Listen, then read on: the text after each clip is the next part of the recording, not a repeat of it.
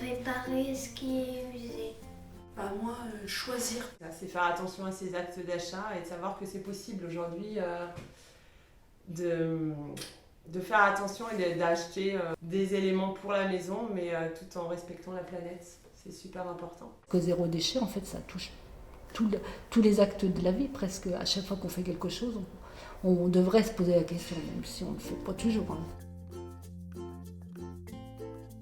C'est des petits riens, mais je crois que dans cette affaire-là, c'est plein de successions de petits riens qui font qu'au final, ça fait plus de choses. C'est de refuser quasiment systématiquement les emballages inutiles. Quand la baguette de pain est donnée dans un sac papier, ça sert vraiment à rien. Donc moi, j'essaie de la refuser de manière systématique, mais des fois, on n'y pense pas. On a tellement l'habitude. Mais je me souviens une fois où je l'ai refusé, et puis la personne à la boulangerie derrière moi a dit « Ah bah tiens, bah, j'en ai pas besoin moi non plus, quoi. » Les essuie-tout, on les a remplacés par des essuie-tout en tissu aussi, très absorbants, et c'est le même tissu qui sont utilisés pour les couches lavables. Parce qu'on a rencontré Fabienne Bougie-sur-Chigny qui nous a conseillé ces tissus-là. Les déchets, on les achète, on les met à la poubelle au final, mais si on n'achète pas de déchets, si on privilégie le vrac, si on vient avec ces emballages quand on achète de l'alimentaire, on n'achète que la marchandise, on n'achète pas les emballages qu'on va être obligé de remettre dans le sac jaune ou à la déchetterie ou dans la poubelle. On s'inscrit à la bibliothèque. Ouais. Voilà, donc on a des livres en quantité comme on veut, on peut les renouveler tous les mois sans problème. Pour les jeux, il y a la ludothèque aussi, qu'on s'est aperçu que voilà. Donc sur Chemie, on a une très belle ludothèque. Pareil, on va découvrir des nouveaux jeux, on les ramène comme on veut. Au lieu d'avoir des jouets ou des jeux matériels, on passe beaucoup plus de temps à créer des moments en famille. Et ça, c'est un gain sur la vie magnifique. C'est le fait d'emmener nos emballages quand on va faire les courses. Avant, pour le fromage, on emmène notre boîte, pour la charcuterie aussi, pour toutes ces choses-là. C'est bien pensé à chaque fois d'emmener nos bocaux quand on va à la Biocoop. C'est vraiment ça, je pense, c'est vraiment au niveau, pour moi en tout cas, c'est vraiment au niveau des courses.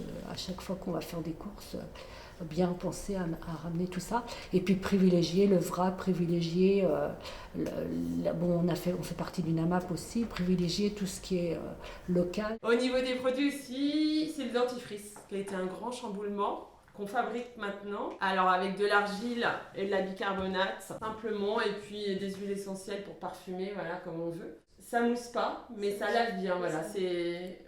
Et on fait les enfants, c'est vrai que c'est le goût a fallu s'habituer puisque les dentifrices classiques, ils ont des goûts de sucre, mais on s'y fait aussi, les dents sont bien lavées. Et là, il y a pas longtemps, on nous a dit qu'on pouvait aussi se laver les dents à l'huile de coco. D'accord. Donc on a essayé et voilà. Mais il faut alterner les deux. C'est comme ça. Moi, ce que j'ai en fait découvert, alors auprès de nos enfants, c'est que déjà eux-mêmes, ils étaient, comme ils habitent assez loin, on se parle, mais on ne vit pas obligatoirement ensemble tout le temps, et que certains avaient déjà acheté les petits tissus démaquillants pour ne pas avoir le coton tout le temps. En fait, qu'ils étaient déjà sensibilisés quelque part. Et c'est ce que j'ai découvert aussi même autour de moi. Le bicarbonate de soude, entre autres, pour les produits d'entretien, j'ai découvert qu'il y a plein de gens qui l'utilisaient au vinaigre de vin blanc. Ça a amené à parler, quoi. Et même au magasin, dire je suis zéro déchet, j'ai ma boîte, et on se rend compte que en fait, les commerçants sont très ouverts. Depuis qu'on fait le défi zéro déchet, on a été voir les commerçants avec plusieurs familles. D'accord. Et certaines grandes surfaces, on sent d'accord. Voilà. Okay. Ça n'a pas été le cas pour tout le monde, mais on leur a montré que voilà, c'était possible, qu'on est avec nos boîtes, que c'était côté hygiène, c'était respecté. Et ils ont été complètement ouverts à la démarche. Ouais. Mais c'était ça, ce côté un petit peu, se retrouver avec d'autres gens qui ont une envie comme nous de réduire les déchets. Voilà, avec les familles, on s'est échangé des recettes qui étaient nourrissantes, qui étaient avec plein de bons ingrédients et simples à faire. Parce que ça, ce sont les enfants qui les font. Vous les aimez pour votre goûter, donc après on change, on a aussi fait des cookies. Quand on est avec les autres, c'est plus sympa. Ça motive.